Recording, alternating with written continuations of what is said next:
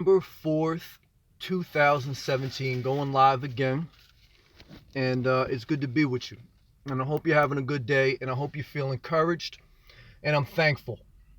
What I want to share with you today is money matters. Three aspects of money and finances, and how to view them and how to deal with them in life based on my experience and what I've seen. The three aspects. It's Miss Kimberly. How are you, beautiful? Always checking in. I appreciate you. I hope you're having a good day today. I hope you really are. The beautiful, it's Miss Kimberly from Houston, checking in. So there's three aspects of money matters.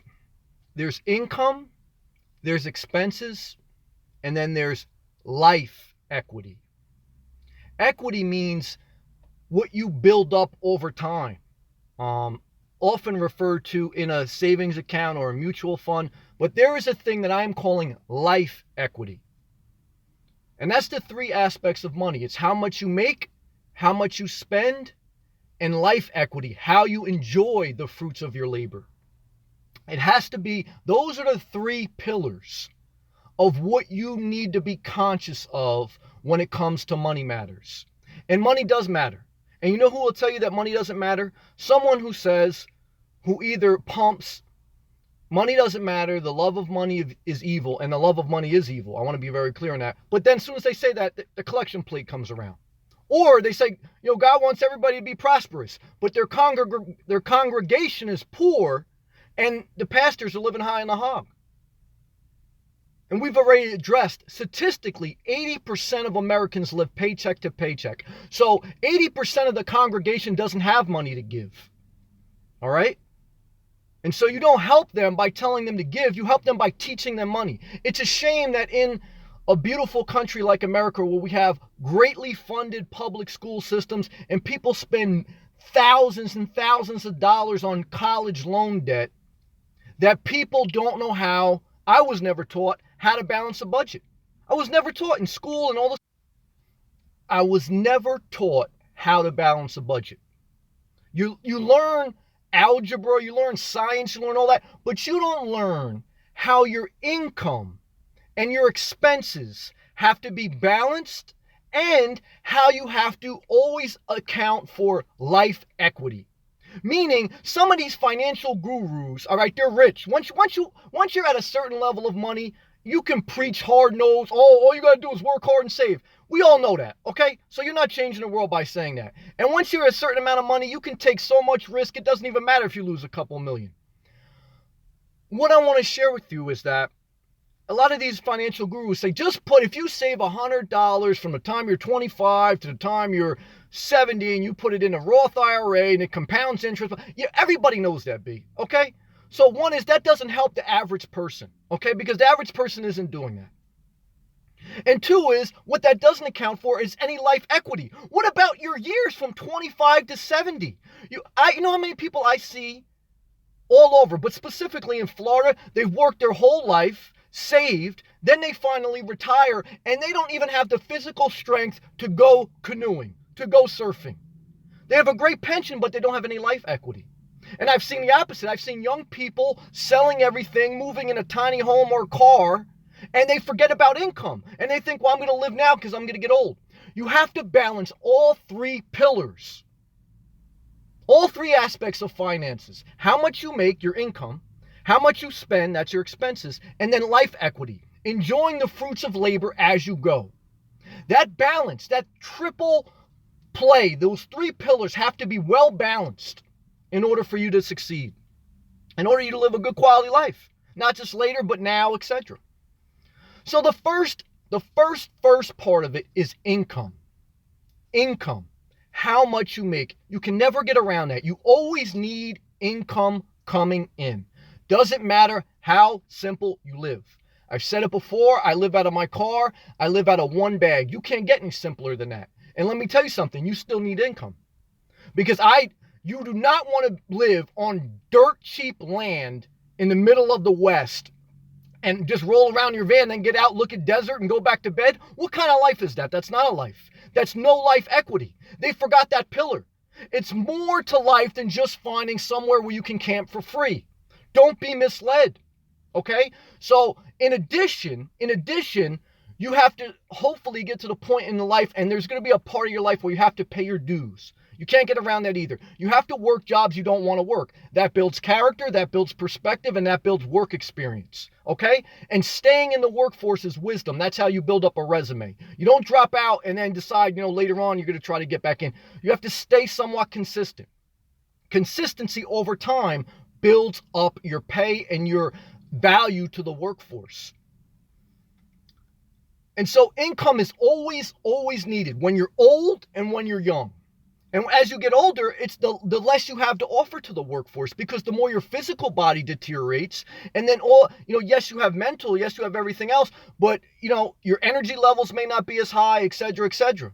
Now, I know certainly a lot of older people, they'll run laps around younger people. So it's not about age discrimination. But what I want you to know is that your prime earning years are from 30 to 60. That's your prime years in life to make your bulk money. Now, to balance that, I don't want you to be blinded. I don't want you to be consumed. I don't want you to have the love of money. Okay? And pastors preach it, don't love money, and then they don't love money. We should never love money. And then they send a collection plate around. Well, what kind of hypocrisy is that? Then the other type of prosperity preachers, God wants everybody to be rich. Their congregation is poor, and they're collecting money from their poor congregation. That's disgraceful. That's disgraceful. People back in the day, when Jesus was around, he wasn't doing that. They were meeting in houses, just chilling. They weren't raising money for billion-dollar churches. They weren't raising money for phony charities that only give people a bowl, a can of Campbell's soup. Now, certainly some people can't manage money. But at least you can do is not tax the people. Okay? Teach the people. Don't tax the people. That's love. That's God's grace. All right, so I wanted to share. That's the main thing. All right, starting with your income. The next is your expenses. And I got some comments. I'm going to get back to them. Love and respect. I see you too, Gloria, and this Miss Kimberly. The next is your expenses. I know people that make 6 figures a year that are buried in debt. Okay? Okay? You can make way over $100,000. You can have 2 homes. You can have a bunch of cars, and you get buried in debt. And you can live a bad existence. So no matter how much you make, your expenses have to be in line. Plenty of celebrities made a lot of money and went bankrupt. Certainly bankruptcy is also a tool to be used to, to kind of like wash away some debt. But what I want to share with you is just focus on the mindset of no matter how much you make, you can't outspend what you make. You have to live not above your means, not at your means, but below your means. That gives you the most freedom. That allows you to be yourself. Because let me tell you something, when you are under the financial gun, you will be in a conference room, you will be in an interview, you will deal with somebody, and you will have to be someone else. Because you can't be yourself. Because you have to pander to the crowd. Now again, I'm not talking about you go in the middle of a conference room or you go in your job and you act like an asshole just because you can. Come on, use wisdom here. What I'm saying is, to be the authentic self, to have that freedom in your spirit, you have to have a level of financial freedom. And that comes not just by income, not just by making more money, but by controlling your expenses. The number one thing the average person in America spends money on is eating out. That can be controlled. You can eliminate that. Now, if you don't want to eliminate that, that's fine. Then eliminate something else. I don't want to tell you how to spend your money. I just want you to be conscious of that you have to learn to live below your means. And that's habits. And that, the biggest costs are having a child, having a house, and having a car. Those are the 3 biggest costs. Having a child, having a house, even if you rent, that same thing, house expense, and then having a car. Those 3 things you should always focus on. I mean, everybody says eating out, but those are the 3 big chunks. So you need to manage those costs relative to how much you make. Then the final part is life equity. Like I said, these rich pricks, they'll teach you, just save a couple $100 or max out your 401k, and over the course of 40, 50 years, you'll be a millionaire. Yeah, you'll be a millionaire, but you'll need 2 knee replacements, a hip replacement, and your family will be like waiting for you to die to take the rest of it. You have to learn to have life equity. You have to balance those 3 pillars. Those three pillars. Because I saw Gloria too. I haven't read your comment in context, but I know she said, a lot of seniors tell me they're on a fixed income. Everyone is on a fixed income. Meaning, whatever your salary is, that's it. It's fixed. It doesn't matter if you work right now and you're 30 and you're in the private sector, or it doesn't matter if you're 65 collecting Social Security. You know how much you're making every month. That's your fixed income. That's it. So don't get seduced into that mindset of I'm on a fixed income and I'm different than everyone else. Everyone is on a fixed income. And so the first part of knowledge of empowerment is how much do you spend each month? I honestly shared my life and I told you how much I spend each month. I mean, do you know? Most people don't know. I didn't know for years. I didn't know for years how much I spent each month. I just knew at one point too that I didn't have enough money to cover it. And I was just like robbing Peter to pay Paul. And I just kept my head in the sand. First part of any healing is admitting you have a problem and then addressing it. So you have to, and I was dodging debt collectors. They were calling. There's a whole process to get out of that, but I just want to speak in general terms that you need to know how much you are currently putting out in expenses to maintain your current lifestyle. $2,000 a month, $4,000 a month, $6,000 a month. How much do you need to maintain what you have? Then once you know that number, then you say, okay, my expenses are way out of control because I know I make $2,000 take home. I want to know how much you take home every month, not how much you make every year before taxes, because that's irrelevant.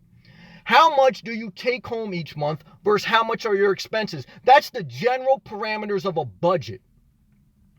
And then how do you live each month? Do you have life equity? Do you live a good life every month as far as happiness? Or do you live a bad life that every time you go to the gas station, you're worried about, it may be an extra 2 cents. I got to drive 5 blocks to save 2 cents on my thing. I mean, so life equity, mindset, how you deal with life, you know what I mean, etc. That's part of it too. But know how much you spend, know how much you make, then adjust your life accordingly. Live below your means, yes. And I know I missed a lot of comments, so please know that I love you. And I see it's Miss Kimberly said a budgeting app. I have Checkbook, a budgeting app on my iPad. I use that. Very simple. With technology, you should be able to document and calculate what you do every time you make a transaction. But just that knowledge is empowerment, because when you don't know, you're not empowered. And everyone else will lead you astray. It doesn't matter if you know about a mutual fund. If you don't even have an emergency fund, if you don't even have a understanding on your budget, who the hell cares how much you can make in a mutual fund? It doesn't affect you. You don't care if the Dow goes up 350 or down 350. It doesn't apply to your life. And if 80% of Americans are living paycheck to paycheck, you think they give a shit about, the stock market? They don't. Because they don't have two nickels to rub together. Or they're living above their means, etc. It's the one, and I have money in the stock market. And I'm trying to tell you, it's the 1% that worry about that the most, or the 10% of society. It all affects everything. It's a reflection of earnings for companies, etc. But for your starting point where I started, being buried in debt, is know how much you spend, know how much you make, then adjust your life accordingly. Having a house, having a child is first, having a house, then having a car. Those are your 3 biggest expenses. Look at them. Just add those up and you'll be damn close. Then you figure an extra $1,000 a month you probably blow after those 3 things. Having a pet costs money too. How many treats I bought my dog, etc., etc. And then, like I said, the final thing, and I'm going to get to some comments, is after you've adjusted your income, certainly you're going to have to make a certain amount. You're going to have to make above $15 an hour to have adequate income. I don't believe, even if you kept your expenses very low, that you can live on $10 an hour well, or $15 even an hour. I think you need at least $20 an hour to live well, no matter where you live in the country. Because also, and that's hopefully you have benefits with that, you need healthcare. Healthcare costs are the number 1 cause of bankruptcy in America. So you need healthcare. And until the government figures out a thing where everybody should be covered, that's what it is. You're out to drive for it. They don't care. They'll talk about tax reform, but they don't care that the average American lives 80% of Americans live paycheck to paycheck. You don't give a fuck if your taxes go down 2% or 3%. They ain't going to help you. You think it's going to matter that the average, it doesn't matter. And so whatever, I don't want to get too caught in a political thing, but I want to apply real life. And I don't want to just tax the people. I want to empower the people. How do you get empowered? By knowledge, by getting in control of what you can control. Knowing how much you make, knowing how much you spend, then evaluating what your life equity is. How are you living? Are you living every day on an overall quality basis? Or are you one of these people that I'll wait till I'm 65, and then when you get 65, life is totally different than you thought? So just keep in mind, and then we'll get to some comments, your income, your expenses, and your life equity. Those three things need to be well balanced and centered in living below your means, and also seizing the moment and enjoying your life while you have the fruits of your labor, but also not forgetting about income, not just going living in a forest because it's cheap. You're not going to enjoy life like that. You're not going to enjoy life like that. Balance those three. Balance those three. I'm going to get to some comments. Got a little fired up. I'm sorry. Yes, it's Miss Kimberly. Yes, it's great. I'm driving, so I'm not respond much. Yes, drive safe. Don't respond much if you can't. But I love and appreciate you, Miss Kimberly. I really do. We need money to live, but some people are money hungry. Yes, greed. Greed is the love of money, and I've even been consumed. Everybody has been consumed with money. I mean, so don't let anybody tell you they haven't been. It's all part of it, all part of life, and it's part of maturing. So to not say that is disingenuous. But then the other part of it is you need to understand money and how it works. Not so you can be a zillionaire, but so you can be empowered and you can live free. And that the general premise is living below your means. But you have to know how much you make, how much you spend, and then you have to adjust your life accordingly. Because money does matter. And those are the three aspects. And the people that tell you that money doesn't matter, they're usually going to ask you for a donation. They're usually going to tax you. And that's not right. Empower the people, teach them. And then realize that, look, human nature is you're going to be fighting not just governments, not just pastors. You're going to be fighting your own human nature. Because human nature, you know this even from food. I learned this from food, struggling with food. We know how much calories are in shit now. For the most part, there's a food label on everything, but we still overeat. Why?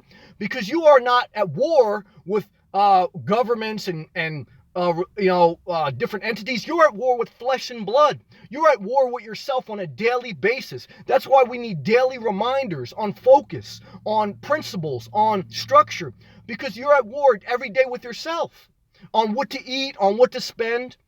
I do want you to get to a point like I've got to. Maybe don't live my life, but I'm saying live below your means, where your income is adequate. You need to be at a certain level, and then your expenses are as low as possible, but relative to your life equity. Because again, if you want to have a family, if you want to have a house, there's nothing wrong with that. You shouldn't have to live in a Jeep if you don't want to, but keep those expenses low enough that you still enjoy life and that you can have people over your house without counting the pennies when you buy stuff to entertain them. So, that's wisdom, and that's what I want to share. Gloria, I'm getting to you now, Gloria. I know I'm a little bit behind. God bless you, Gloria. Hi, I'm on a fixed income and no savings. Money matters. I have a very tight budget. Yes. Now, what I will say to address Gloria and the people in that retirement age from 60 and up, let's say, is it's scarier. And I want to say that to shed light on it for healing. Why is it scarier? Because when you're older, you know that you're physically more frail. You're not able to do as much physically. You have limitations and you feel vulnerable. So that's why you do hear seniors say more about fixed income. And I know some seniors that say that, and they got a lot of money. I used to do contracting work. I used to go see some seniors. They cried to me about money, like they didn't want to spend for this and that. And I said, that's fine, then I'll leave. And then they still want me to do it. And then like an hour later, they back out of their car with a Benz. And they're telling me about a fixed income. I had like an old Ford van. She was driving out of there with a Benz, and she had like a bigger house than me, and she's crying about a fixed income. So you got to be careful. You got to be careful because it's all relative. You never know what somebody else has money-wise. You never know. So, but what I will say is I want to show love and compassion to seniors because, yes, it is scarier when you're older because you know you can physically do less and you are on a budget. Now, specifically for women of Gloria's generation, again, because don't forget, women, especially of Gloria's generation, they haven't been in the workforce that long because it wasn't only before. A few generations ago, women did not have the same opportunities as men in this society. And it takes decades and generations for that life equity, for your equity in the workplace to build up. Same thing with minorities. I mean, they're starting to get there as well, but for decades, they weren't allowed the same opportunities. And how do you grow your income? How do you grow your experience? Through years in the same profession, in the same job with the same company, and then you get increases, you get promotion, and that builds over time. And then that passes on to the next generation. And then, oh yeah, why are you in electrical engineering? Why? Because yeah, my father was, he got me in. Certainly it doesn't apply all the time, but that's that generational cycle that is still being filtered out to equality for women and for minorities. It's getting there, so don't let people lead you astray like, we're back in 1950. But to have an honest conversation with society, that still is balancing out. Specifically for women of Gloria's age, when Gloria was young, the same opportunities were not available to her. And it goes for any other minority group, whether it's female or not. Again, we're at a 100% better place, but that still needs to be said. So how much can Gloria really have in her Social Security? And, because back in the day, a woman was basically told you're going to be a stay-at-home mom, etc. Women were taught in home ec how to make margaritas for their husband when they got home. And that's how you be a good wife. So we can't turn a blind eye to that. But we just need to know that it is important. It is important to speak up on these things because this is part of society. And I want to say that. It's Miss Kimberly. I didn't learn how to manage money in school. Yes, me neither. It's Miss Kimberly, and we're close to the same age. Nor did I learn from my parents. Me neither. My parents were both great parents, loving, but they never taught me about money. Nobody did. I had to kind of learn on my own. And I did learn a lot from Dave Ramsey, who was a guy on the radio, but he's a little bit of a prick sometimes too, because he acts a little bit like it's easy, and it is easy. Once you're at a certain level and once you make a lot of money, it is easier. But when you're coming up, it's just very hard. And when you're drowning, it don't feel like it's easy. He gives away like free classes to, Peace University or whatever. But, people, it was like when I would watch Undercover Boss. People bust their ass for like $12 an hour, and the CEO goes undercover. And then at the end of the episode, he goes, yeah, we're going to give you $10,000 to go back to school. The guy's like 45. He's got a house, got a kid. $10,000 to go back to school? Give the guy $50,000 cash and pay off his debt. That's what he needs. He doesn't need a grant to go back to school. And college, student loans is the number one burden on the current generation. And how much college costs is disgraceful. Based on what you get for it. You don't get, we've been taught, a whole generation was taught, you get a college degree, you're good. And it's not true. Now, these private college institutions, they're nothing but a big corporation that want your money. And they know your money, your loans are backed by the government, so they'll give you a loan. They'll give you a loan because they know the government's going to back it. It's the same thing as buying a treasury note. You got to be very mindful of that. I'm getting fired up, so please know that I love everybody. I'm going to get back to these comments. School should teach stuff like that. School is a political business, though, yes. And that's what I agree a little bit with the Republican side, where public schools are a little bit of disgrace. Maybe it should get back to more homeschooling or some more basic level. Because you can't just say we're going to give more money to schools and that's going to solve the problem. Because it's not. The schools don't need more books. I mean, we're in a digital world. Just like, churches don't need to raise more money to give out free Bibles. I mean, the Bible app is free on every piece of technology. What the hell are you raising money for? Same thing with schools. I mean, teach the people how to balance a budget instead of teaching them arithmetic. They're never going to help. They're never going to need that. 90% of what you learn in school doesn't apply. You should at least teach people basic budget principles. Okay? And you don't need a big school public budget for that. And that's what I'm saying. You got to be very careful that this system is a little bit screwed up. And government isn't the only answer. And no government isn't the answer. It's a balance of thought.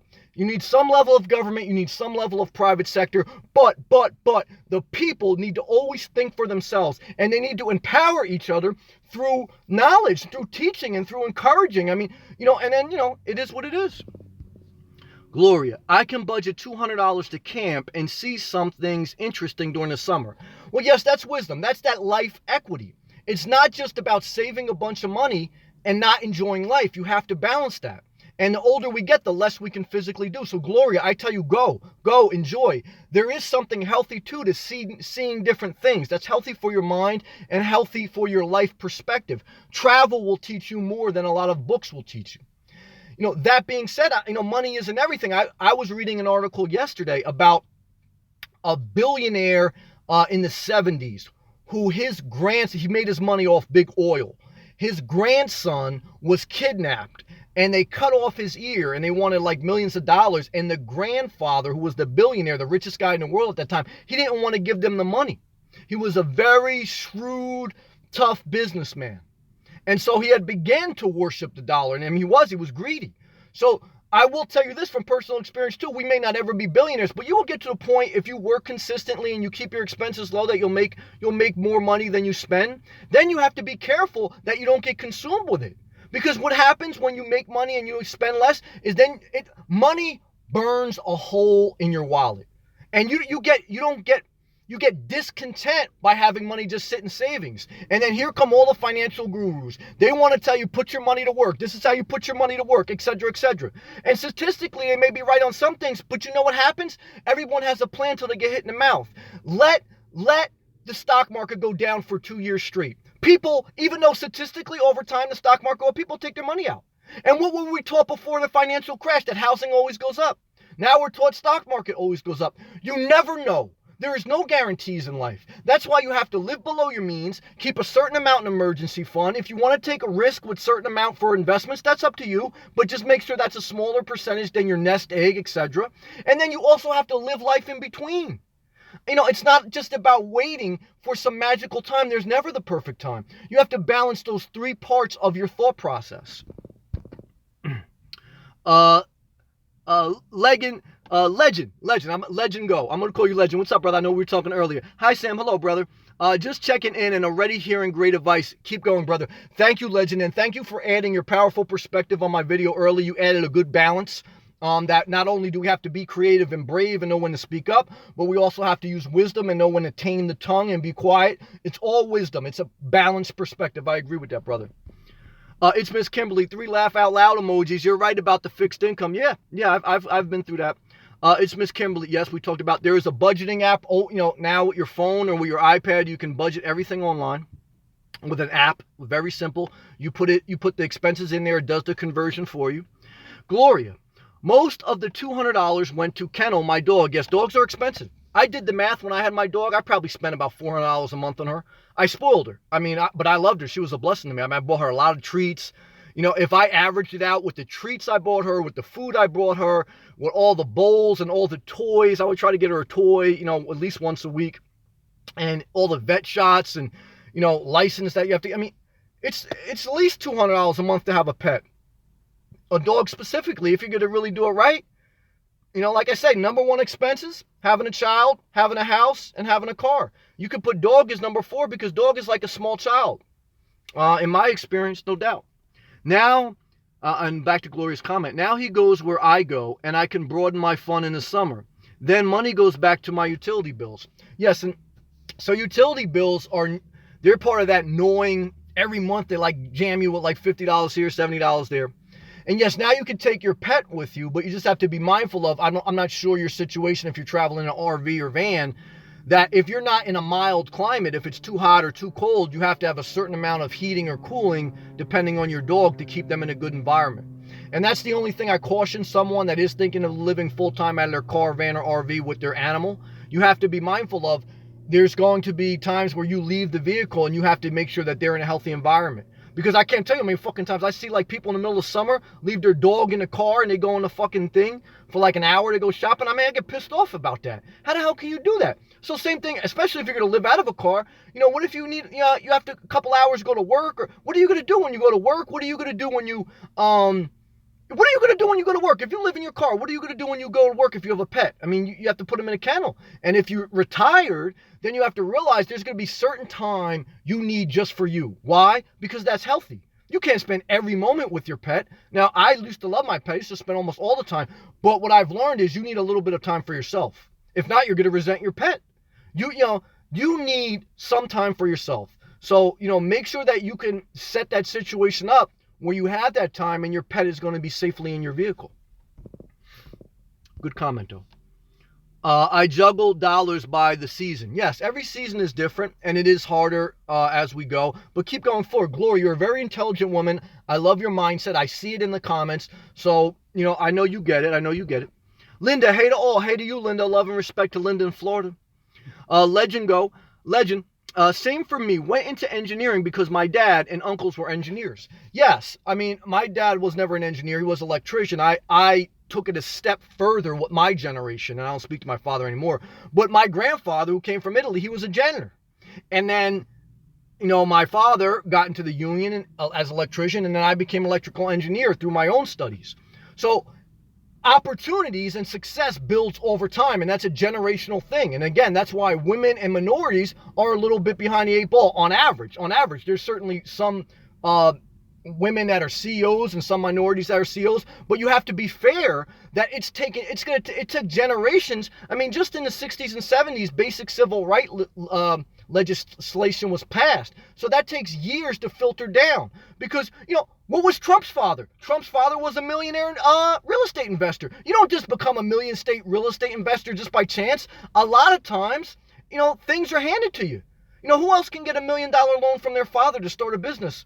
I mean, that's what happened with Trump. So it's not an evil about Trump either, because Trump says some good things. I'm not about political. But what I'm saying, you have to recognize that. I mean, that's part of his life testimony. I mean, if you start and your father's a millionaire real estate investor from New York and he gives you $1 million to start your business, you have a heads up on society. So you can't relate to certain things. That's just the way life is.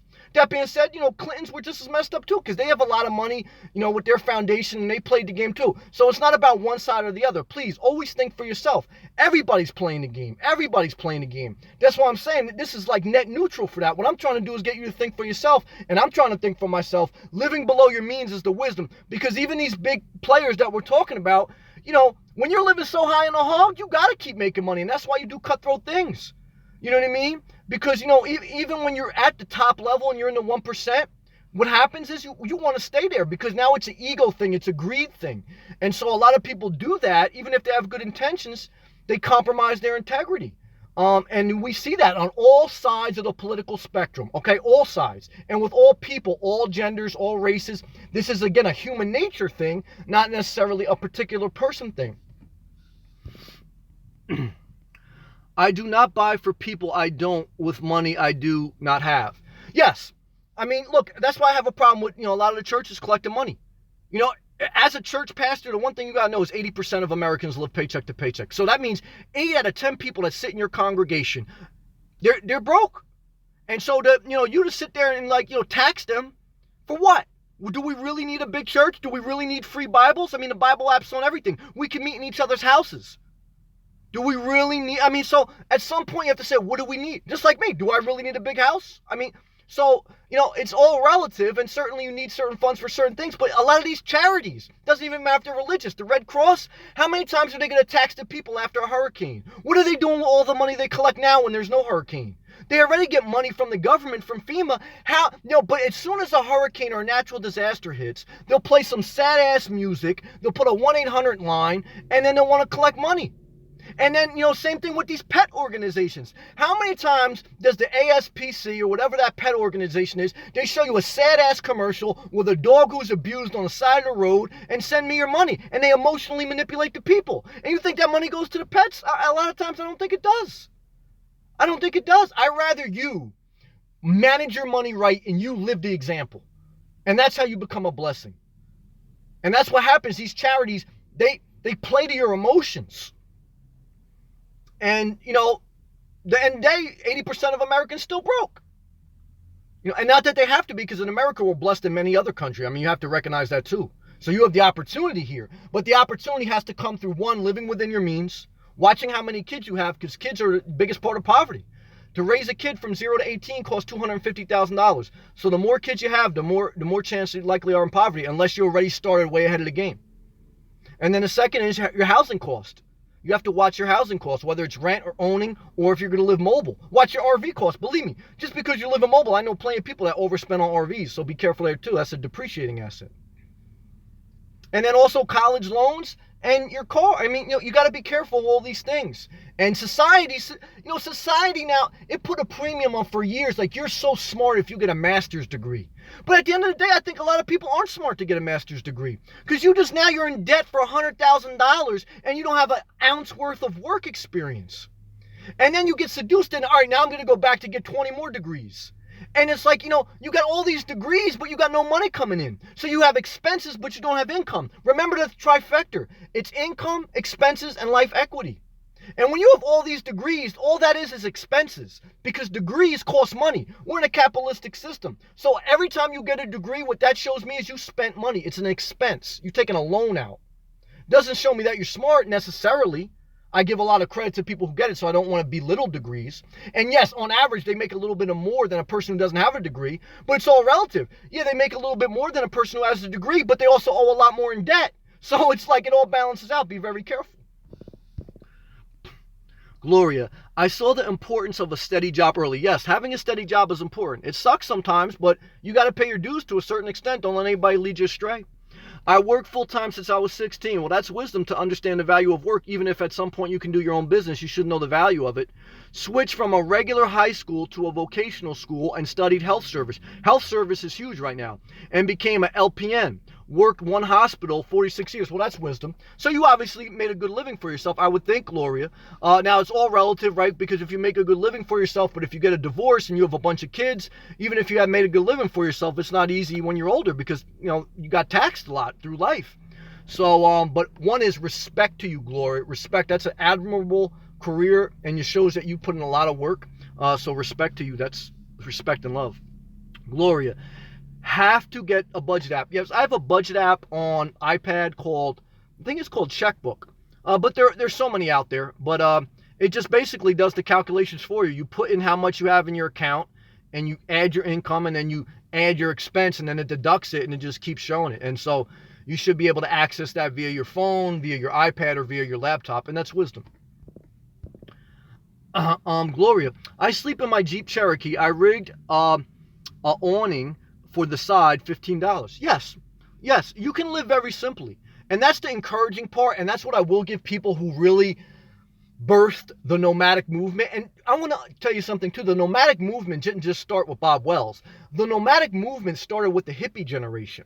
When people started living out of their Volkswagen vans and everything, why did that come into play in society? Because the hippie movement, the core of it, was anti-society.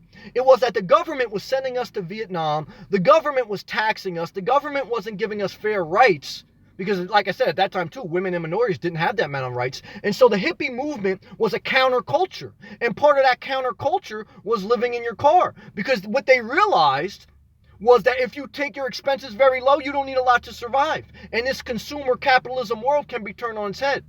So, you still need capitalism. I don't want to pander to you, but that's a wisdom there. Now, what the hippies did wrong was they spent a lot of their free time doing drugs and tripping out, okay? So, you know what I mean? That's what I'm saying. Like, once you have a lot of free time, you have to realize the answer to having free time is not just, doing drugs and living in a forest somewhere. The answer is still continue to be engaged in society in a healthy, productive manner. But now you have the freedom to be more creative, to take on jobs that are less stressful, to do things that more play to your strengths rather than what you have to do. So that's the wisdom. The wisdom of the hippie movement, take it, but leave the neglect part of it where they totally disengaged in society and they did a lot of drugs. So if you can, life is about taking the good from something, leaving the bad, and thinking for yourself. That's wisdom. That's wisdom. Linda says, hey, Gloria, wow, you have seen a lot. Yes, Gloria, powerful testimony, powerful. Gloria, in the 50s, Dad was always laid off on strike from Autolite. I learned at a young age how to juggle a budget, and we never felt poor. Yes, that's wisdom too. Like I say, if you can manage your expenses, then you should be able to live a relatively good life. One year I told my parents, this is Gloria, I didn't need toys for Christmas because I knew what they gave up for that. Well, I give you a lot of credit. I was a little bit spoiled as a child. My mom pretty much got me not everything I wanted, but she spoiled me, and I thank God for her. I remember crying and bitching and moaning that I wanted Sega Genesis and Super Nintendo, and she got it for me. So one is, and when I had a dog, I spoiled my dog. So I'm not against you spoiling your child if, you keep it in perspective, and there's a season of life for that, okay? When you have it. When you don't have it, you don't have it. Because I remember one year, too, like our Christmas presents were wrapped in ShopRite plastic bags because my mom worked at ShopRite at nights after they got a divorce. And that's what I mean. My parents got a divorce when I was at the age of 8. And the only reason when we weren't in poverty was because my mom's father left her a little bit of an inheritance.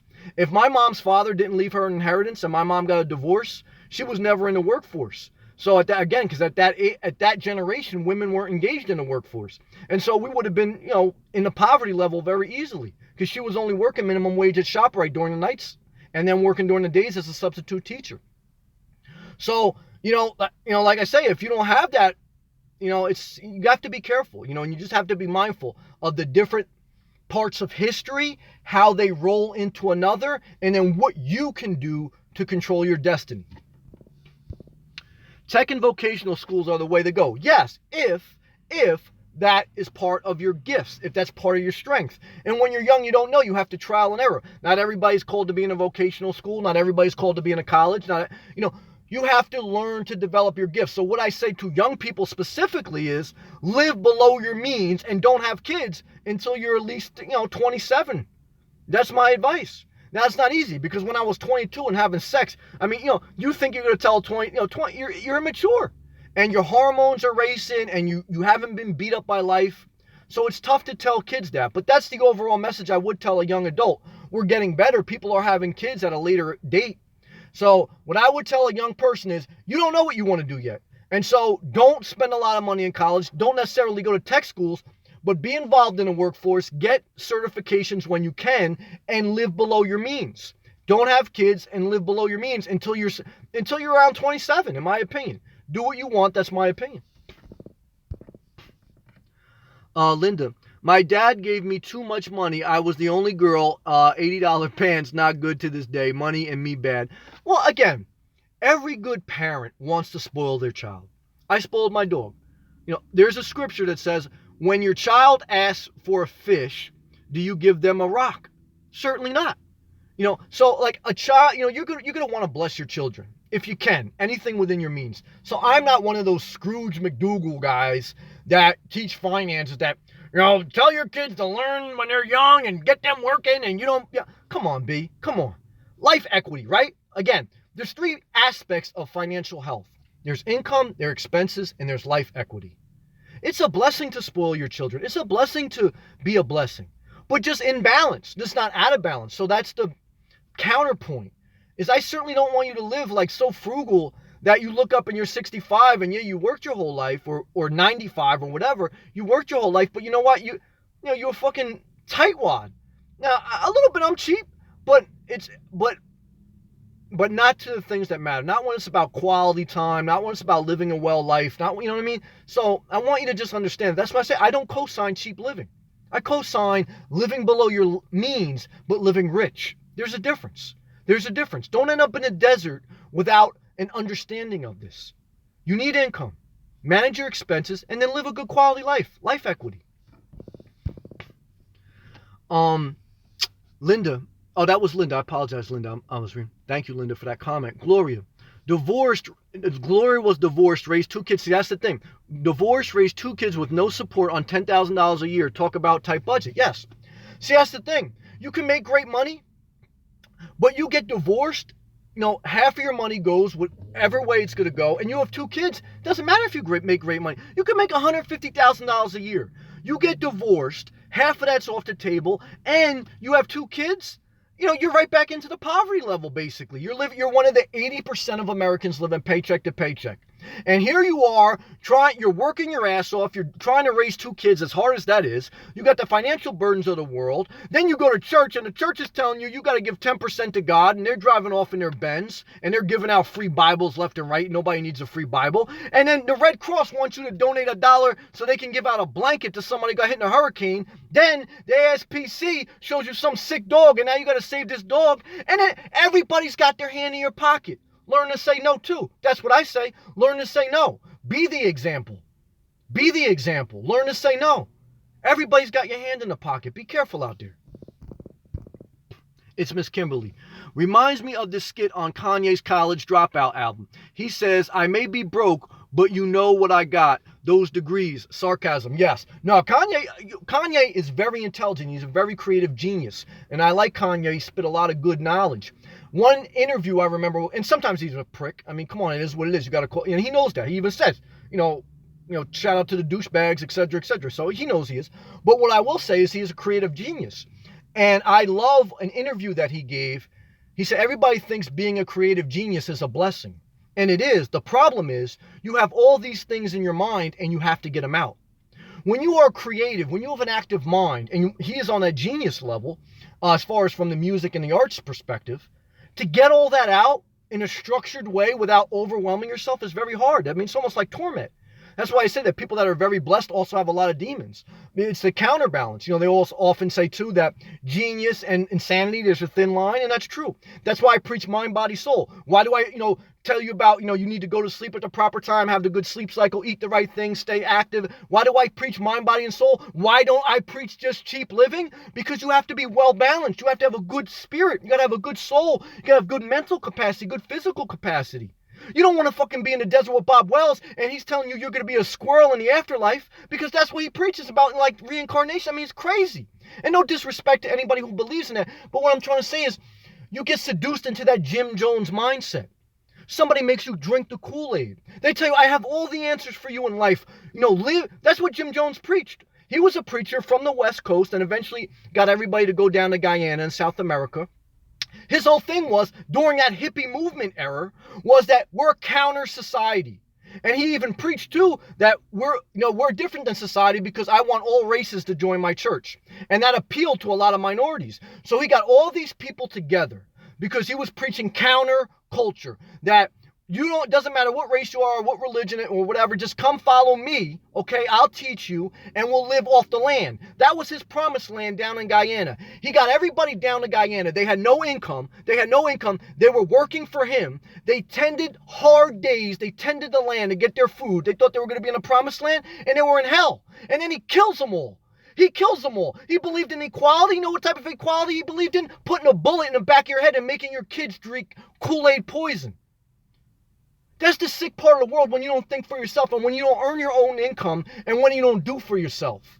You got some scumbag, leading you astray. Be careful out there.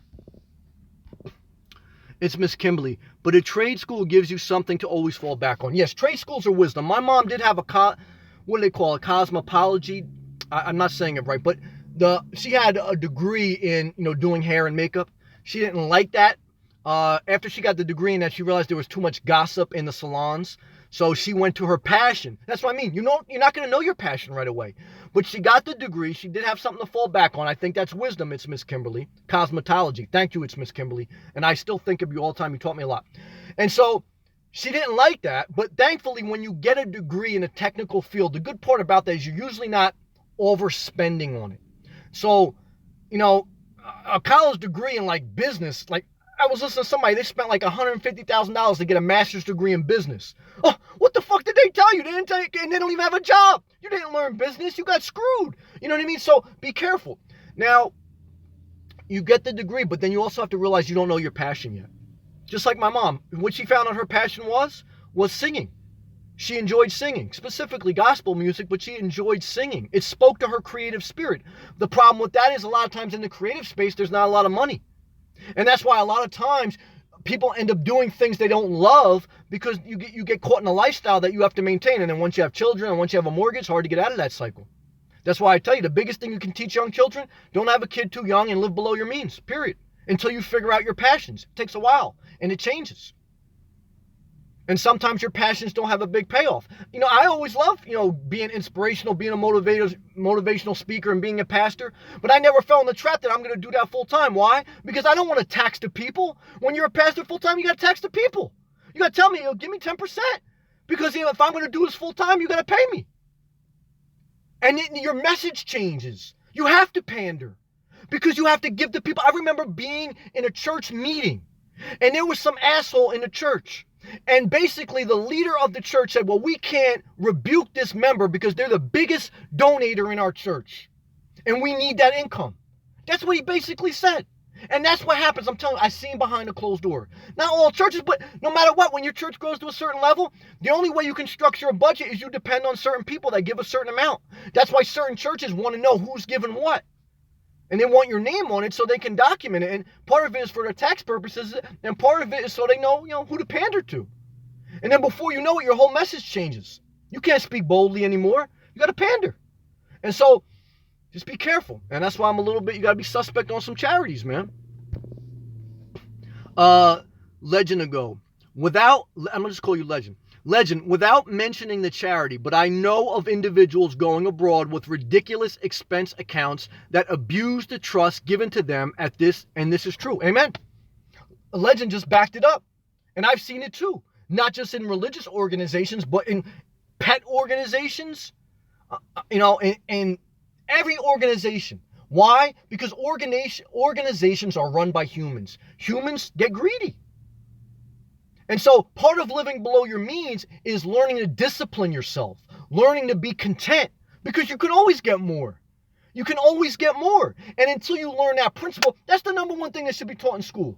Live below your means and know how to balance a budget, because then you're teaching contentment. Contentment doesn't come when you have a mortgage, 3 kids, you're in a certain point in life, and then you go to church and they say, just be content. What the fuck kind of message is that? It's a day late and $1 short. Be careful. Sadly, I haven't spoken to my father for years. Yeah, well, me neither. Well, not years, but a year or so. I mean, I tried to mend a relationship with him, but he was just too emotionally abusive. My father didn't have the emotional capacity to raise children. Wasn't an evil man, but he doesn't have it. And so every time I would be around him, I would have to tap dance. I would have to walk on eggshells. And I tried to make it work, but I just couldn't. And as I get more mature in life, I ask myself, as long as I am treating somebody right, if I have to constantly apologize for being myself, then I'm in the wrong relationship. And even like Jesus said, John said, your mom and your brother are looking for you. And Jesus said, oh yeah? Who's my mom? Who's my brother? He goes, I tell you the truth, anybody who does the will of God is my family. Now, I don't want to get religious either, because there's a lot of religious nut jobs out there. But I take that as a principle. As a principle, Jesus taught us. Blood doesn't make you a family member. How you act, how you move, that's what makes you a family member. Okay? And that's wisdom. I'll take that wisdom. That's grace. You got me sweating here. I'm enjoying today. Okay? I'm having a good time. I know it's a little rowdy, so I hope you don't have me turned up at work, but this is inspiring to me. Oh, Amaria. Hey, Sam. Hey to you. You speak the truth. I try to do my best. Don't put me on a pedestal because I'm still imperfect, but thank you. I receive that. Thank you. But our economy is about consumerism. It is. We did it's Miss Kimberly did a request about Black Friday and consumerism. I did that. I did some research. 70% of the USA economy is driven by consumerism. Consumerism is your expenses outweigh your income. Again, there's 3 parts of financial wisdom. There's income, there's expenses, and then there's life equity. So consumerism is when you have a higher level of expenses and you don't have the income to match it. Or you're at your means. You have just enough income to match your expenses. And that's not wisdom. The wisdom is your income should be higher and your consumerism should be less, your expenses less, and then you're free to do what you want. Okay, that's wisdom. And discontent. Yes, consumerism and discontent. Powerful message, Amaria. Teach consumerism and discontentment. That's the 2 biggest things that plague our society. But start with yourself. That's the key. Start with yourself. Everything in life is start with yourself. Look in the mirror. Don't go, my child. You know what people used to do too? Like that was cool with, like, you know what I mean? I was cool with the parents. They were like, I got to tell my child to go listen to your stuff. Listen to you speak. You don't need to tell your child shit. You should just apply it to your own life. Let your child figure it out. So don't tell your child that they should listen to me or they should listen to somebody else. Live it yourself. Because I tell you the truth, the best thing you can teach your child is by you living it.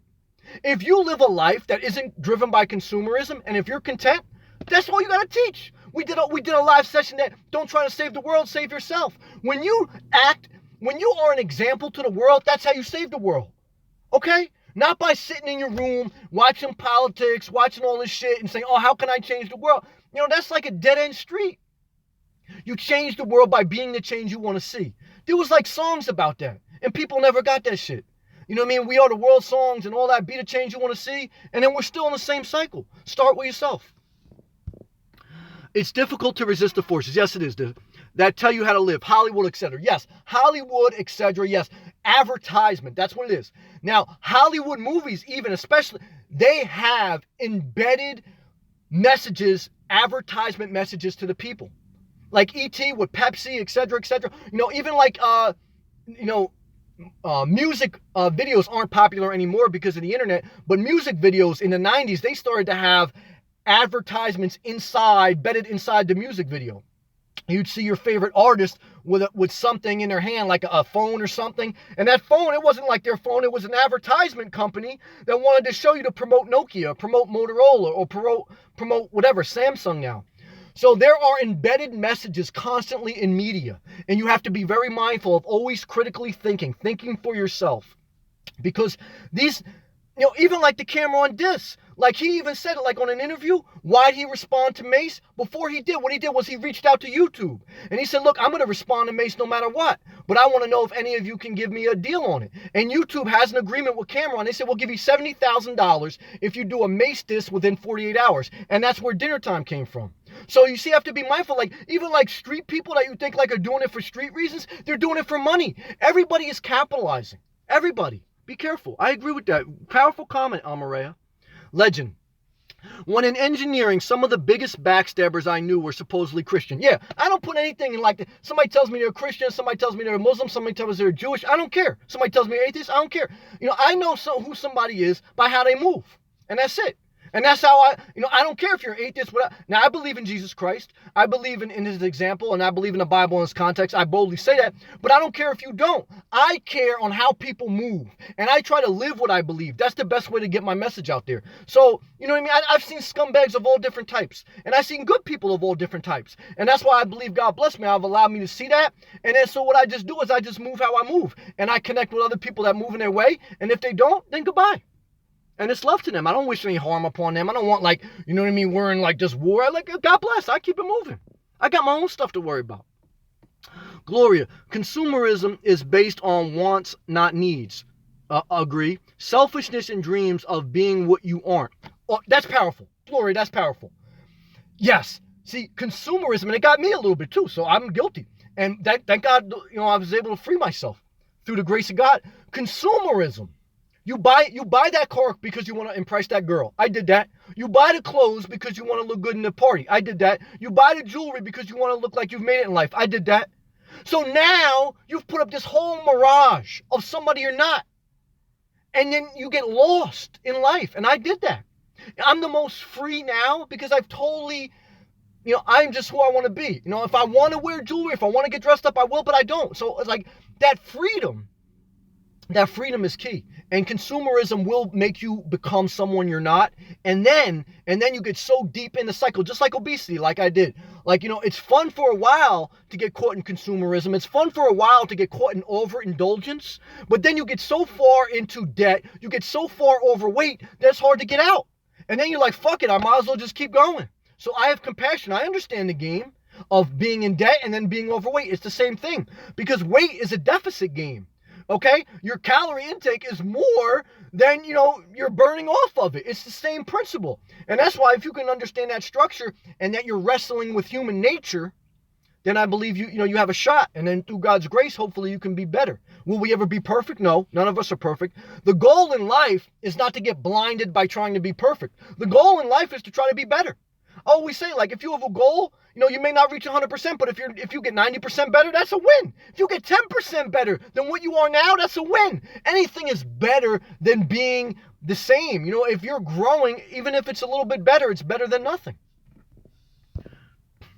It's Miss Kimberly. You losing people on this Cameron and Mace beef. 3 laugh at last. No, I'm not. What I've learned in life, I used to really think about I'm losing people on certain things. But what I've learned in life is I'm going to be as most genuine as I can. Some people will get certain things and some people won't. And so that's how I avoid pandering. Because it's when you think, well, I know this person will get it, so I'm going to say it this way. I don't do that. This is me. This is who I am. Like one viewer, Joseph, left me a comment on one of my earlier videos today. And he said, Sam, I want you to get to like 1 billion subscribers. I said, let me tell you this. I said, look, I'm thankful for the subscribers I have now, but I'm going to be me. If this thing goes all the way down to 0, that's every time I get seduced into what am I going to talk about? How am I going to present it? I say to myself, be yourself, be you, and let the chips fall where they may. And so some people get it, some people don't. I make a quick video, 3-minute video. People love it. And then I make a live thing and some people love it. Some people love my live streams. Some people say the live stream's too damn long. I want your quick videos. So you know what I do? I be myself. Sometimes I want to make a quick video. Sometimes I want to go live for 2 hours. I have to be myself. Being yourself is the key to unlocking your destiny. Everything else is a consumerism. You may not be in debt in the consumerism cycle, but you're in the consumerism cycle of losing your identity to gain subscribers or to gain whatever you want to gain out of it. People will get what they need to get, and what they don't, but you be you. Okay? Be yourself. That's wisdom. And I've learned that through trial and error. Legend. Yes, defeating consumerism is key. Yes. Yes, it is.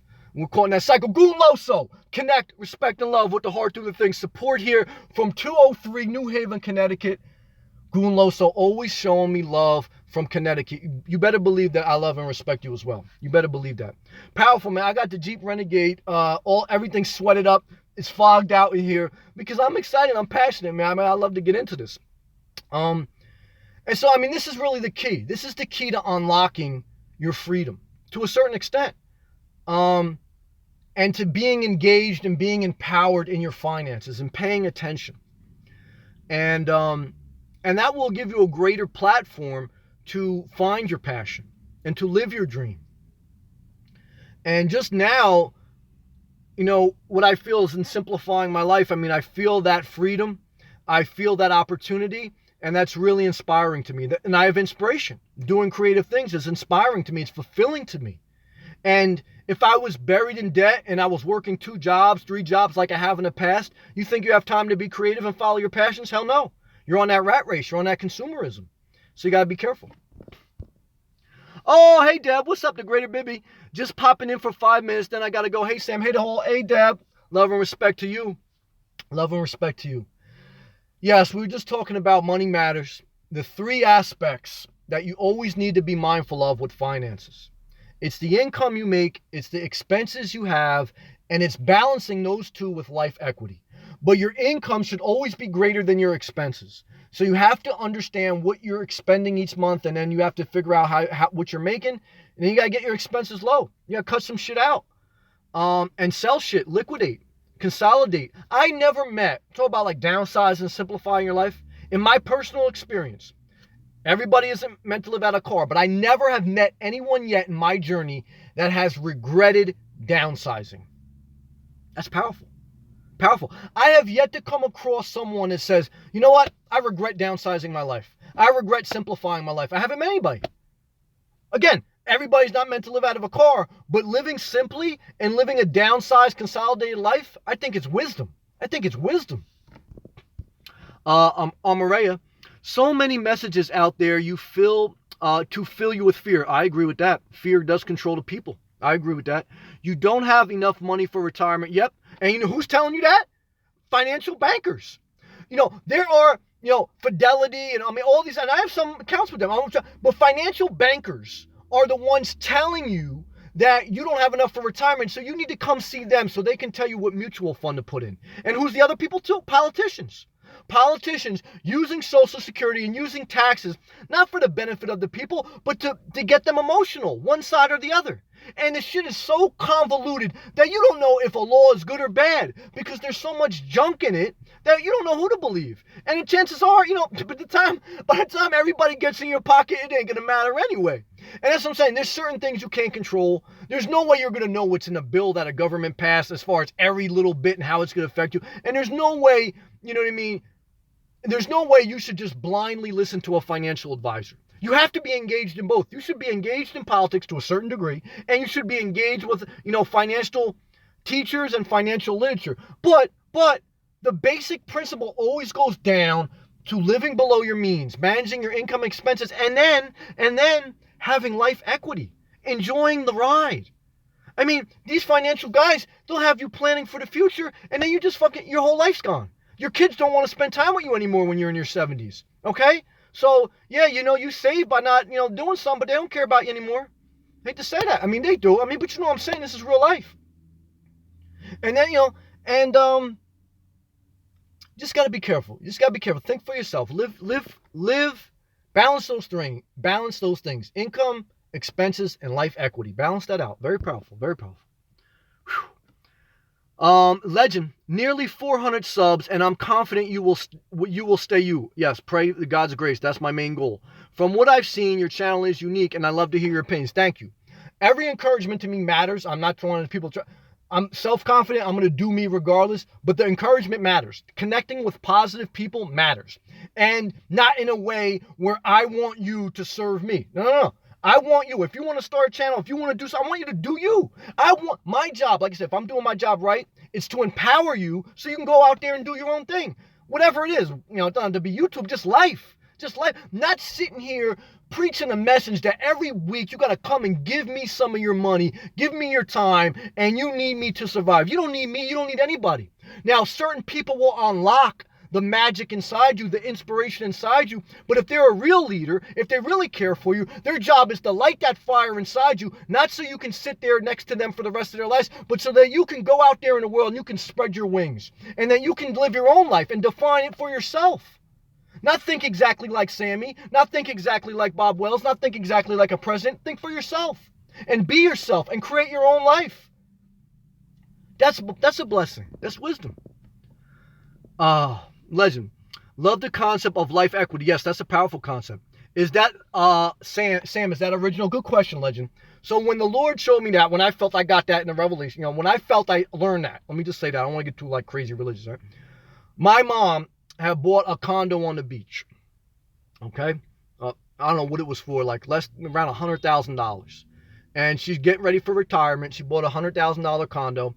And it was right around the crash, but a little bit before it. She didn't buy at the height. She kind of bought when it was going down, but it didn't all the way bottom out. So she bought it for $120,000. And then that was 2008. And for 2 years, the economy still kind of went down. And then the equity got down all the way $75,000. It was only worth that. Now it's back up. So it's worth exactly a little bit more than what she paid for. But at that time, the condo was only $75,000. It was only worth that. And she paid $120,000. And I said, Mom, one is you worked your whole life. I said, and so yes, this investment or this purchase didn't make money. But what it made was life equity. How much quality time did we spend at the beach sharing and building and doing great memories? A lot. That was life equity. And we would have never experienced that living where we grew up. Never. Now, I want to balance that when I saw many people who weren't at that age when they just bought. I see many people buy vacation homes. I'm by the beach a lot. And they only spend 2-3 weeks there out of the year. And it isn't worth it for them to buy. They have this fantasy that I'm going to buy it, rent it out, and then have life equity a couple of weeks out of the year. It's a big burden. I wouldn't recommend that. Again, my advice is never have 2 mortgages. I don't even care if you want to do it as an investment, that's up to you. Renting is a burden. I've seen that too with my mother, okay? And so what I would share with you is that there is a season that you have to, sometimes you invest or you spend certain thing and you don't get a return on it. You don't get a financial return, but what you get is life equity, life enjoyment, enjoying the fruits of your labor. And you have to be able to accept that and not allow society to beat you up like, oh, you could have made money. Same thing, now everybody's pumping the stock market. I don't remember people pumping the stock market when it went down for 2 years in a row. I don't remember people telling you to jump in now. Nobody did because everybody was scared as hell. Now everybody's a millionaire. Everybody's making money in stock market. Oh, you should have got in. Why didn't you get in? Statistics show you. Fuck you. Fuck you. I don't remember you telling people to buy at the bottom. And then when people did buy and when it took another dip down, I don't remember for a consistent period of time, not one day, not 1 week. When the market goes down for months and months, people don't pound that drum anymore. And then everybody gets scared. I've seen that. Believe me, dealing with the market, I've seen it in different ways in my personal and my business. People, be careful. What I want to tell you is there's a life equity.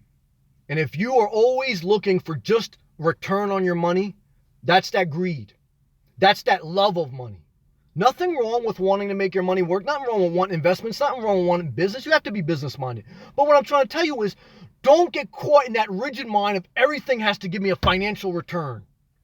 There's some things that you do purely for the fruits of your labor, purely for enjoyment, purely for, maybe you could have got a little bit cheaper, but you accept it. Maybe you did lose a little bit of money, but that's part of life. So giving yourself that freedom is a blessing. It's grace to you. And that's what I want to share. Just got to read back. Yes, life equity. Yes, life equity is wisdom. 3 parts. Income, expenses, and life equity. You have to balance those. Live below your means. Linda. Wow, Gloria, nurse. Look this up. I don't know how to pronounce what you said. Much pain caused part stress. All please pray. Getting in my van now. Box store tonight. Nice start of family with you all. Enjoy this night. Yes, what I read from that is, Linda, thank you for sharing. Blessings on your journey of peace. Safeful night to you, and keep pushing forward. January, I believe 25th or 28th, as you push forward, even if you don't make that exact date, now you have a target. Set specifics around your dreams. Don't be a one-day person. Be this day. And then even if you don't make it that day, you've made it closer than you would have. You know what made me clean up my house? Knowing I had somebody coming over in 2 hours. You will never clean your house until you have a deadline date, until you know somebody's coming over in 2 hours. Then you're fucking cleaning shit, you're throwing stuff in the closet, you're cleaning your toilet bowl. But if nobody's coming over, if you don't have a specific time when somebody's coming, your house stays dirty.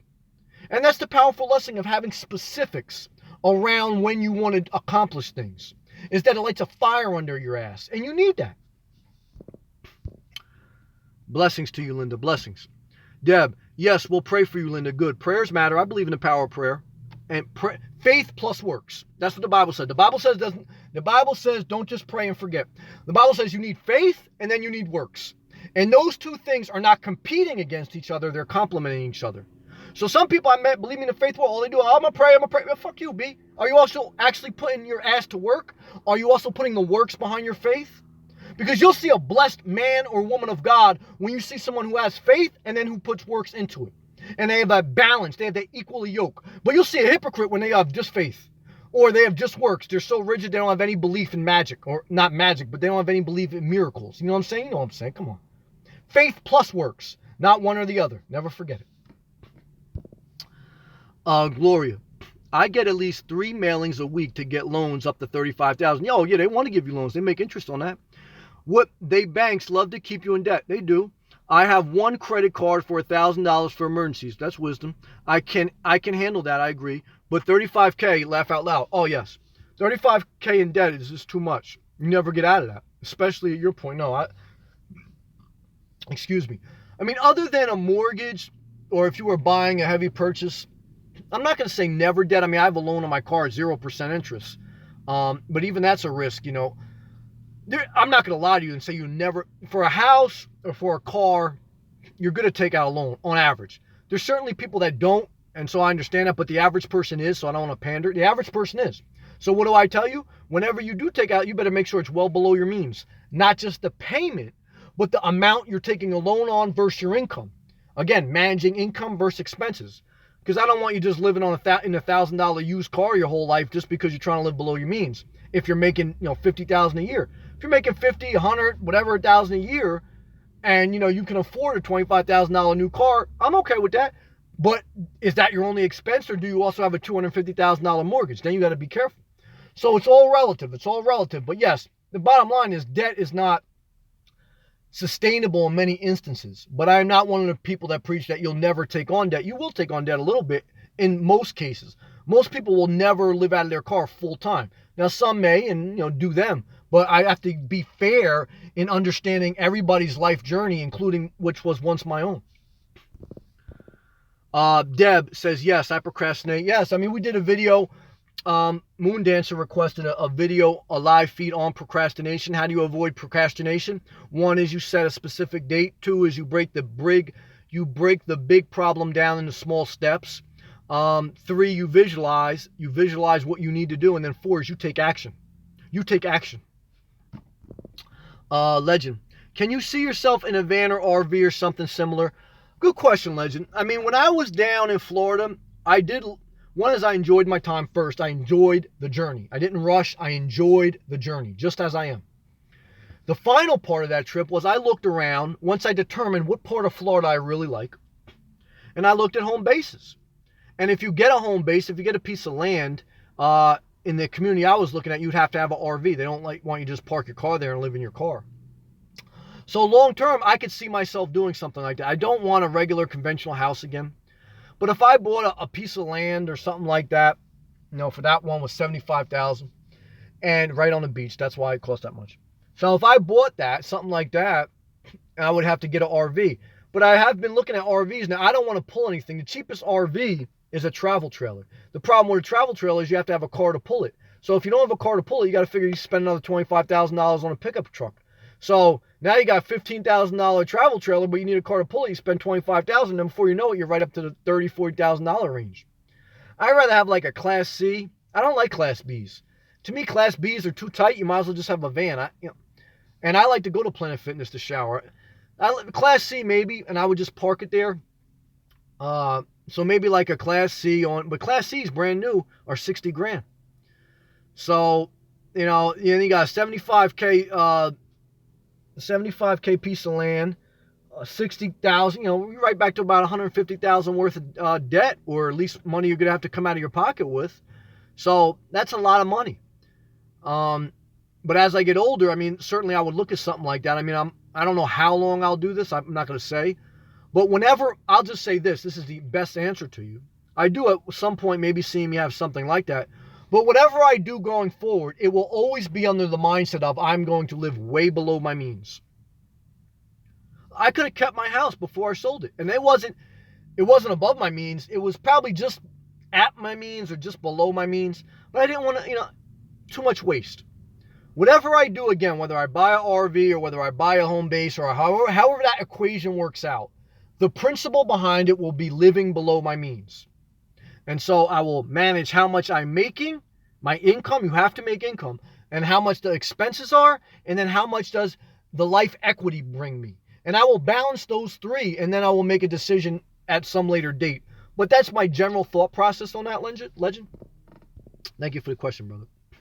Legend, I have taken a mortgage debt over the years. Yes, I have too, and done very well. Yes, sometimes property, that's the thing. Over time, if you're not in a bad economy, properties tend to appreciate. Now, you got to be careful because they told us that before the crash. And everything appreciates, everything goes up in value until it doesn't. And then when something doesn't go up in value for 2 years straight, then everybody just wants to get the hell out of the pain. They just want to sell. And that's what happened. Everybody tried to sell because everybody was told that property goes up, up, up, and until it crashes. And you never know. Nobody knows if the economy can keep going up for another 50 years without any recession. Or you can have one tomorrow. Nobody knows the future. So what's the answer? Live below your means. And then you never have to worry about any of that. That's the answer. I've taken them, but I appreciate that it's not always the case. Yes, it's, life itself is a little bit of a crapshoot. So again, the answer is just live below your means. It's funny that I plan out to live well below my means. Well, there you go. Praise the Lord. That's the answer. No matter what period of history, no matter what your personal circumstance, whether you have children, whether you're retired, whether you're young, whether you want to live in a car, whether you want to live in a mansion, it doesn't matter. The premise always is going to go back to living below your means. And doing so without being a tight-ass wad, because you got to have some life equity, okay? You got to enjoy yourself a little bit. Like I say, I probably spend an extra $400 in like miscellaneous stuff a month, like going to Starbucks and different things. I can cut that out of my budget and save another $400 a month. But I'm at the point where, I'm not going to kill myself going crazy. I'm already living way below my means. So it's relative. Income, expenses, and life equity, you have to balance them for you. And what? Nobody knows your circumstance better than you. So that's what I'm saying. Like, be careful who you take advice from. Get wisdom from anyone. You can learn from anyone. Even people you hate, you can learn from them. But always remember, it's your life. Your life. And you have to think for yourself, and you know your situation better than anyone else. So, you know what I mean? You have to do you. Oh, praise the Lord. That's good stuff, though, man. Good stuff. And so I'm very thankful. I'm very thankful for this time sharing with you. And I feel overall very positive and very thankful and pushing forward. Remember, always take care of your mind, body, and soul. Money has no value if you're not in good physical condition. Now, certainly certain times we can't control things that happen to us physically, but please, each day, eat the right things as best you can. I know it's hard as hell. And, walk every day. You can do that, certainly. Do things that are creative, etc. Again, mind, body, soul. Mind, body, soul. Gloria, I got a Jeep Cherokee. Tows a lot. Okay, what's the towing capacity on that, Gloria? Good for deep snow. Well, that's why I got a four-wheel drive, because I live in the Northeast and I have to have four-wheel drive to get around the snow. If I lived in Florida full-time, I don't know if I would have a four-wheel drive. So that would cut some expenses too. So that's all relative, right? So that's a little bit of being relative too, because if you live in a climate that you don't need four-wheel drive, then that's an expense you can cut. and you can just get a two-wheel drive, because four-wheel drive vehicles cost more. Vehicles that have a higher towing capacity cost more. So it's all relative, and you have to balance that in the equation. Yes, you can get a $10,000 travel trailer, but you need a certain amount of car to pull that. So it's, you may end up spending more on your car. You got to be careful. But big enough for me and my dog to sleep in. Yes, you can sleep in the Cherokee easily. I get great gas mileage. Yes, that's what I like about mine too. I get about 30 miles per gallon. I do mainly highway. It's a keeper. Yes, I like Jeeps. I was going to get a teardrop. I looked at the teardrops too. Gloria. I actually looked at, Bob Wells did have a video when I had first started my nomad journey about a woman living in her teardrop, and she was pulling it with a Jeep Wrangler, and she was being interviewed about it. It was very cute. But then once I really discovered that I like to be in urban areas, so I don't like to camp in the middle of nowhere. So being that I'm already like to be in urban areas, I'm always going to be by Planet Fitness. So really, what's the benefit of a trailer? The only benefit of a trailer, especially a teardrop, I mean, you can barely stand up in them. Is that you have facilities. I mean, you have a shower, and that you have, an air conditioner if it gets really hot. But, you towing that thing around and find somewhere to plop it, you don't gain that much. You gain something, but is it worth the cost, and is it worth the extra vehicle and, gas mileage? Not for me at this time, but the teardrops were cute when I looked at them. And that's what comes to mind when you say that. And she had that Wrangler that she had towing that teardrop. That Wrangler had to be close to $40,000, because it was new. I mean, newer Wranglers are definitely around $40,000. I looked at them. Gloria, why? I have the same room in my Jeep. Yeah, see, there you go. You just answered your own question. I mean, you're content in your Jeep. Now, again, maybe one day, you also, as you progress in life, maybe you'll want more comforts. Maybe you'll want a bigger RV or something. But, if you're content now and if you have everything you need, I'm not against you spending money, because, again, I believe in life equity. But live below your means. And then also, when you're living below your means, what you do is you have a mindset of, I don't want to consume just for the sake of consuming. A lot of times people get caught in consumerism. Why? Because they're bored. They're bored. Life is not exciting. We talked about a little bit that last night. Why do sometimes people overeat? Not even because they're hungry, because they're bored. So that's why I made that message last night about how do you deal with a bored life. You sleep the right cycle, you eat the right things, you stay active during the day, you keep your mind engaged in positive, productive, creative things that document your life. Because when you're bored, consumerism, a big part of consumerism is bored. Why do people overshop at Target? They got nothing else to do right now. So they walk around Target just to walk around. They don't go in there with evil intentions. But you walk around Target and you see all these advertisements that play to your human emotions. And before you know it, you left with a fucking carton full of shit that you didn't buy that stuff because you were greedy. You bought it because, you weren't aware of your human emotions and you didn't have an alert mind. The Bible says, be alert, be sober-minded. Now, what is that? Is that talking necessarily about, you versus the devil? No.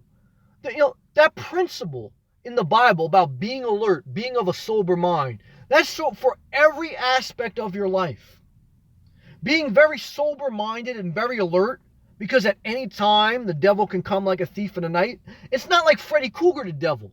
It's like the devil coming on some consumerism stuff or on some greed stuff or whatever.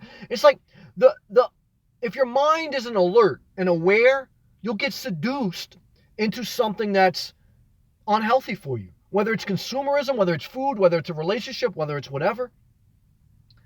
So that's why you need to be sharp. That's why I make videos sometimes about reminders, about basic things. Why? Because we need that. We need that. I need that. And so whatever it is, if somebody else doesn't need that, then God bless. I mean, I'm doing this, for self-improvement as well. So it's key. Be sober-minded. Be alert. Dana. I'm sorry. I skipped Legend. I'm going to get to Dana. Legend says, as I get older, I need to spend less and want less. Funny how it's gone full circle back to basics. I agree with that. Consumerism, the peak of consumerism is in your late 20s and 30s. When you get ready to start a family and take out debt and you try to prove that you made it. I'm a big success. look at my car, look at my house. And even if you're not like a prick, you can just, like, you could be a good person, a good man, good woman. And excuse me, we've just been taught through society that that's how you do. You know, you don't have to be like you're a show off, but society is, you know, you're making good money now, you can afford it. Like, I remember sometime, like, you know, even my parents told me, like, you know, well, Sam, you know, you want to have some bills, you know, why do you work? I mean, it's like, so, yes, but that's the main, that's why I said, what should you teach children? You know, forget the extra money for pre-K and all that. Teach children when they're 13 and up, live below your means. And consumerism and that vicious cycle will hurt you. But instead, they teach them, you know, they teach them algebra. They teach them word problems. They teach them history from books that are outdated, that come from one perspective. There's no critical thinking taught in school. And if, God forbid, you are a critical thinker, if, God forbid, you can't sit in a classroom for 45 minutes and only speak when you raise your hand, then you put in a room with a carpet. I mean, and that's the problem with the public school system, in my opinion. And they want more money for their budgets. What the hell? What's going on? You know, do you really need a lot of money in the school budget for supplies to teach people to live below their means? No, you don't. No, you don't. But they don't even want to do that, because then it like kind of changes the whole, you know, spin of the earth. Then, God forbid, you got society who lives below their means and they think for themselves. You know, God forbid. I mean, then you really have some change and shit. You know, forget electing somebody new to office, or you think a person that you elected is going to change the world. Will it change the world? Is you raise a generation that you say live below your means and think for yourself. The whole world will go different. Dana. Hey, Sam, just got in from working in the yard. Yes, I always think of you, Dana, as a passion, or at least she works. I always think about you. She does loves to tend to her yard and to her garden, so I respect that. Doing the work myself because it doesn't cost me anything except manual labor. Next, painting the bedrooms. Well, one is, and maybe you don't enjoy gardening anymore, because at a certain point, too, that becomes a burden. And then you're painting the bedrooms. When you have a house, it never stops. Never stops work. Even if you have the mortgage paid off for, now we're talking about life equity, okay? So now, let's say you pay off your house, or you pay your house for cash, okay? Let's just say that. So now you're living below your means, okay? You've managed your expenses versus your income, but what's the problem? What's the problem if you pay off your house, okay, but you're now still, your house is a burden. Why is your house a burden? Because you have too much square footage. You have too much to maintain. You've hurt the third aspect of finances, your life equity. You're a slave to your house.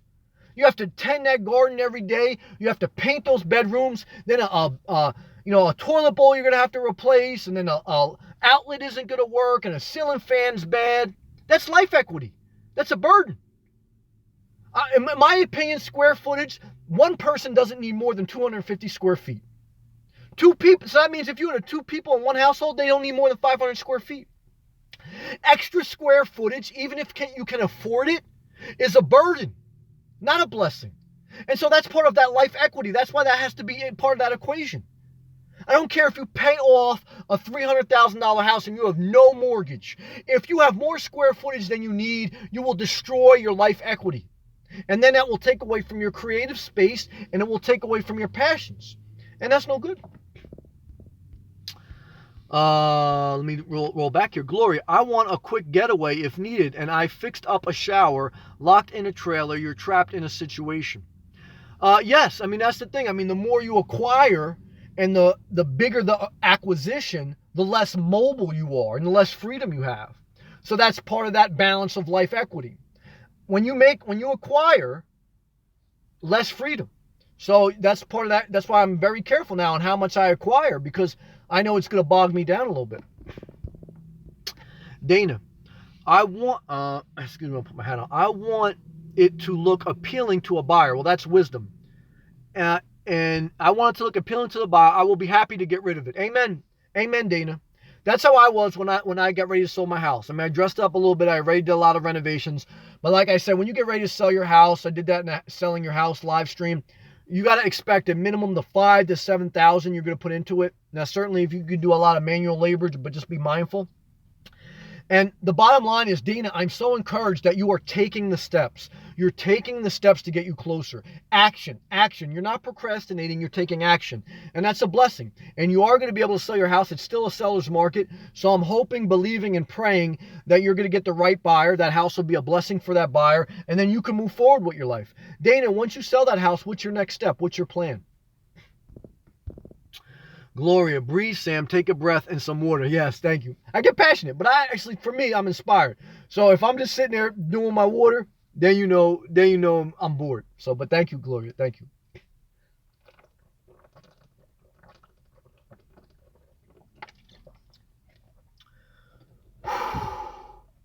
I do get fired up a little bit. It's a blessing, though, and I'm very thankful. I'm very thankful. And it's another positive, peaceful day. And we go forward in life. That was the heart of what I wanted to share with you today. I want to be conscious to respect your time and to not let things drag out. That was the most heavy on my spirit. Thank you, Gloria. I appreciate that. That was the most heavy on my spirit, and I'm very thankful I was able to share that with you. I'm very thankful for every person that joined the live feed. I'm very thankful for every person who watches the live feed afterwards. And if they don't want to watch it, I want you to have freedom to do whatever you want in life. Dana says, thank you, Sam, for saying that. I will be mobile, not sure about what I will be buying. Fair enough. You take your time in buying. And what I will tell you is that I have never come upon somebody that says they regret downsizing. I haven't met someone that says, man, I wish I would have had a little bit more stuff and kept my life a little bit more complex. What I have ran across is people that said, man, I am so free living lighter. And that's what I want for you, and however you define it. But thank you, Gloria. Thank you, everyone, for sharing. I'm very thankful for every viewer, and I'm thankful for being able to be myself. That's what I want to be. That's my end goal, to be better and to just be me, be creative. This is something I enjoy. I mean, you see that. I mean, how passionate I get. That's real. That's like, it's nothing like, I mean, that's what I'm saying too. Like, these live feeds, like, yes, they're long, and I realize some people don't want long videos, but they're encouraging to me. I mean, you don't, spend that amount of time doing something if it's for alternative reason. If you don't have a legit passion for it. Because you can make a couple-minute video and that's all you do, and there's nothing wrong with that. But also, this is something about it that I really enjoy, and I'm very thankful for. And so go in peace. Continue to take steps closer to your dream. Define your dream for yourself. Think for yourself. Remember the 3 aspects of finances: your income, your expenses, and your life equity. Live below your means. Stay inspired.